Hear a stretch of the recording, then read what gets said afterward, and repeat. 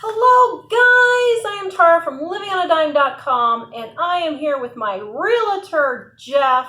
We are looking to buy a house right now and he has been so helpful, and I wanted to share some tips on how to buy a house. Please subscribe and hit the bell notification so you can be notified when we put up new videos.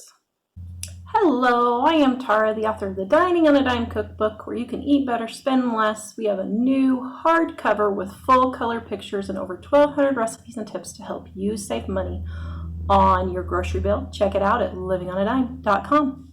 So tell me how to find a realtor to even just get started looking for a house. Yeah, great question. I mean, I think the first thing you can do is you can go online and do a search for agents or realtors.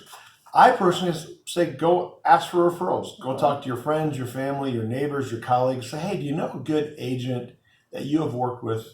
And ask them. Yep. Find someone that way. Yeah. Yeah, usually referrals are the number one thing. You can also look online and look at their ratings online. We have a whole another video on how to do that, but that's another thing you can do. Okay, so once you found your agent, do you sign a contract just to have that person only be your agent, or how does that work? Yeah, if we meet and we want to work together, it's a great fit and we mesh well, I'm going to ask you to be loyal to me and sign the broker buyer agreement. I don't normally do that on the front end. I'll take you out and show you some houses, get to know each other, and then if you feel like this is going to work, then we'll do it then. Yeah. That's how I do it. Like we had a house, he showed us several houses ahead of time. Then we actually found a house that we were pretty sure we were going to make a contract on. So he said, okay, can you sign this, please? And then we were like, sure, no problem. Because he had already proven that he was going to be a good fit for us and work with us and help us and that kind of thing. So yeah. Yeah, so that'd be the broker agreement. All right, so how do the agents find a house for you, and how do you get started with that? Yeah, so I'll sit down with the buyer, talk about their needs and their motivations, and go through the must-haves and nice-to-have and what you're looking for, and then I will set up a search on the multiple listing services. That's where all the homes go. There's a couple of them that I work with all of your criteria, and then those will automatically be sent to you. I'll find sometimes that haven't been listed, which I can send to you. And of course, as a consumer, you are online yourself already. You're on Zillow, realtor.com, and all of those sites, which is where a lot of the syndication goes from the multiple listing service. If I list your home to sell your home, I'm going to put it out to Zillow, realtor.com, Trulia, and hundreds of websites. Yeah. So, and sometimes you can find it, like if you find a place on Facebook Marketplace or Craigslist or something like that, your buyer's realtor, he can help you with the contract of that without actually being your realtor.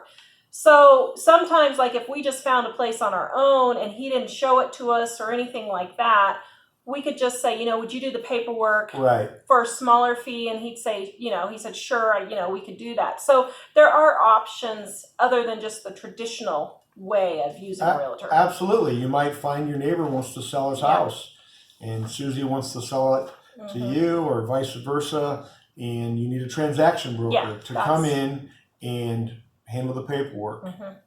Yeah, absolutely. That's a good way to go. All kinds of ways to do that. Absolutely. So let's talk about realistic expectations. Yes. That's probably a big problem. People have $1 million tastes, but they only have $300,000 budget. Correct. How do you negotiate? How do you navigate that, I guess I should say? Yeah, I just think I'm honest up front when somebody says to me, hey, this is what our budget is. We've talked to our lender. This is what we're pre-approved for. This is really what we want. And they're going to ask me, can we find it? Can we not? And I'm going to say, this is what I think the situation is. And let's try to be realistic about it. You might find the $1 million house for $800,000, but it's going to be tough. Yeah. It may be very challenging, but you might find it. We might find it. Now, what is getting pre-approved for a loan? What does that mean? Yeah. So essentially go find a good licensed mortgage professional, a bank, a mortgage broker, and you're going to go. And you guys usually have people, right? Absolutely. Yeah. Any good agent or realtor is going to have preferred lenders, just like I have other resources for you, plumbers, electricians, etc. But I have a couple of ladies I work with, and I'm going to say, call Maxine or call Michelle, Tell them I sent you. They'll take great care of you. And you're going to do things like you're going to have to fill out a credit. You're going to have to fill out an application with them.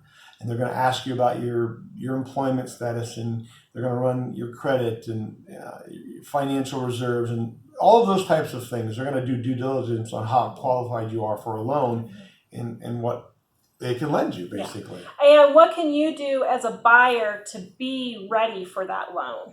Yeah, I mean, I think that's a great question. Pay your bills. Pay your bills, right? Pay your bills. On time. On time. Get rid of as much of your debt as you can. If you have some credit card debt that's outstanding, if it's $1,000 and you can pay it off, pay it off. If you've had any issues with your credit, there's been a credit event, try to repair that credit. Lenders, I even have a document on that. They'll say, hey, here are things you can do to increase your credit score. The credit score is really, really critical to the rate you're going to get and how qualified you are and what you're going to be pre-approved for. Yeah. So let's talk about going house hunting. How does that work? Yeah, pretty much. So I have you set up on a search. You let me know, hey, Jeff, this is a house that showed up on your search. We want to go see it. Great.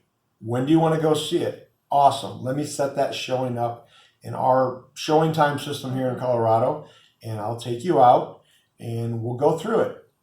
And you can check it out, ask your questions. I usually do due diligence on the house, right? Like I've talked to the listing agent. I've looked at the seller's disclosure. Are there any red flags? So we want to go out and basically look at it. Yeah, and like for us, we were looking at places 2 hours away from where we actually live. So I would run down and take a look at the place first. And our market is so hopping here in Colorado that what I would do is I would have Jeff make an appointment to go see it. I would run down right away. Literally, I mean, they had just listed it 10 minutes before. I was in the car driving down there and there was already 5 people looking at it. That's how bad it is here in Colorado. Yes. But I would drive down and look. And then Jeff already had it set up so that if it was a place that I wanted to go to, he would head down and show it to me. A couple of times, the realtor happened to be there, and I just said, we're coming in a couple of hours. Could I just run through real quick right now and just take a peek and see if this will work before my realtor gets here? And they were like, sure. And then I'd call Jeff and say, nope, not going to work. Don't waste your time coming down. So be considerate of your realtor also. If you we have very specific needs. And so I don't want Jeff wasting his time driving 4.5, 5 hours back and forth for every single house that was a possibility for us. So, be considerate. And if you are really picky about the neighborhood or that kind of thing, you go look at it first. But if you're in a hopping market, don't sit around and waste time. You need to get on that. You cannot wait around. That's why you need your pre-approval and everything all set and ready. So 6 months before you think you're going to be buying a house, is get that credit cleaned up and get all those bills paid. Absolutely. Yeah. So that's how we set up the showings. We check it out. In your case, you check some of those out on your own, which is perfectly fine. And we look until we find what you want. Yep. Right? If it takes, I've had buyers take 40, 45 houses. I had one walk in last year, first house she saw, she wanted it. I was like, are you sure? Because I don't want you to have buyer's remorse, right? Are you sure? Tiffany, are you sure? She's like, yes, I'm sure. Write the offer. It wasn't quite like that. I'm embellishing. Well, let's make sure it's a good fit. There's probably no perfect house. Yeah. But if it's something you want to go for, let's get on it. Let me write up the contract or the offer for you with your purchase price and all of the variables and criteria that go with that. So basically, if you want to make an offer on a house, you get with your realtor and he or she will write a contract. They will prepare a contract with your offer and present that to the seller's agent at a very high level. You have your purchase price in there. You have various dates and deadlines in terms of your inspection, which I highly recommend as a buyer. If you're financing with a loan, there'll be an appraisal, underwriting, different pieces of that. So there's a lot that we will go through to prepare the contract together. Yeah. So then what do you need to do to make sure your financing is going through once the contract is signed? Great question. Pre-approved first. Get yourself pre-approved. Your lender's going to be involved as a buyer's agent, helping you buy the home. When we submit the offer, I'm actually going to have your lender call the seller's agent. A little bit of a sales pitch. Here's who I got. I have Tom and Sue Smith. You got the pre-approval letter. I've submitted that as the buyer agent with the offer or contract, and to discuss that, how qualified you are. So, and then once you're under contract, really as the buyer's agent and your lender, we are monitoring all of the timeline for things like this. This is when we have to get the appraisal completed. This is the underwriting process, and how it basically goes through various hoops or steps to get there to where you get to what's called clear to close. It's been blessed. The lender's good. The money is there. We've got the appraisal. Boom. Yep. So what kind of things are they going to need to get a loan? Yeah. So you're going to, the things that your lender's going to ask for, they're going to run your credit. They're going to look at your credit scores. They're going to need to know your financial history, your employment history, things like your pay stubs, or if you're running a business, those documents. Again, they're going to run your credit. They're going to look at all of your finances, basically. And if you're using, any money from any other sources, they're going to want to see that. Maybe it's a gift from a family member. So they're going to really dive into that type of information. How much of a down payment do you need? So how much of a down payment? Well, there are programs out there where you can put as little as 3% down. I mean, there are buyers out there that don't have a lot of money to put down. You can put down as much as you want. 3%, 5%, 10, 20, it all. And the loan programs will vary. Talk to your licensed mortgage professional about that. But you don't have to put 20% down. Yeah, a lot of people think you do. And there's even a lot of first-time home buyer type programs that you can get into. That when we first bought our first house in Kansas, we were able to do a first-time home buyer with 0% down.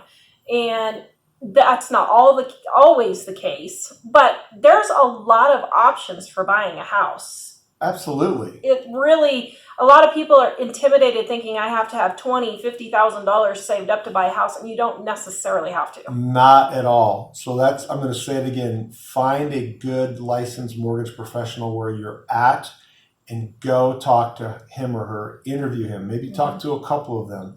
Look at what state programs are available. In Colorado, we have CHAFA, Colorado Housing and Financing Authority. There are federal programs. So there's too much to go into here, and I'm not. We'll do another video on that. But there are options for you, so don't be misled. I have to have 20% down, right? No.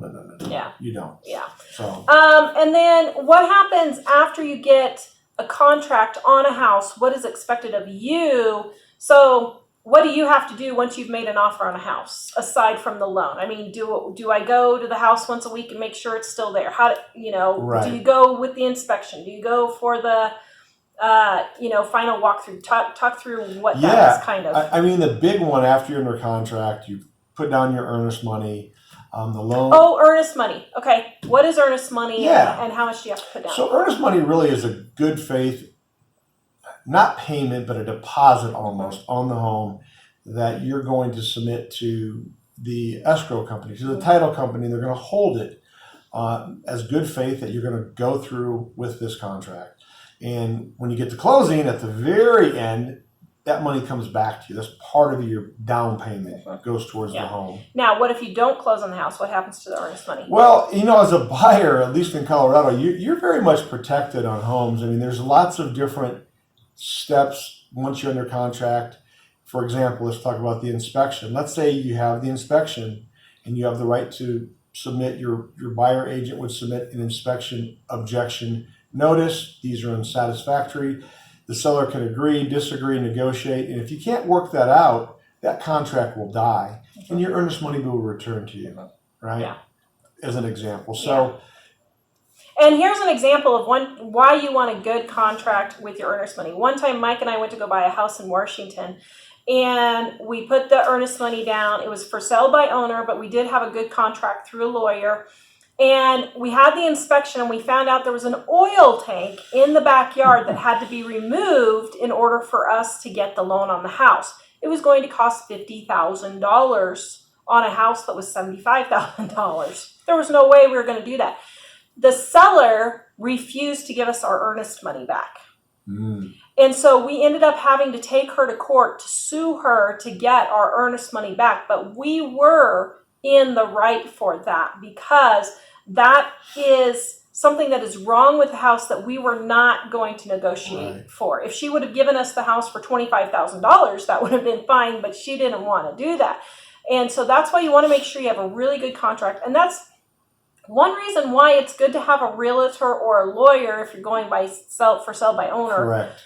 To make sure you have all your I's dotted and T's crossed. So yeah, there's a lot of legal implications when these are contracts. In Colorado, we have state-approved contracts through the Colorado Real Estate Commission, and it's very specific and very detailed. And it's written by an attorney or attorneys. Yeah. All right, so then let's see. Can you go in the inspection, when the inspection's done, can you go with the inspector to look at the house? Absolutely. Like what I recommend to people, Tara, is that let the inspector go in. I'll give you a list of inspectors.